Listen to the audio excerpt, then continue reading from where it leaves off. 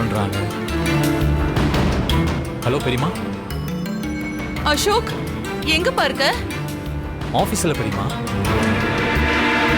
என்ன பெரியமா சொல்லுங்க, என்னாச்சு ஒரு மாதிரி பேசுறீங்க?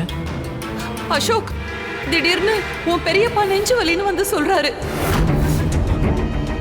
எனக்கு பயமா இருக்கு. நீ உடனே கிளம்பி வா. பெரியமா என்ன சொல்றீங்க?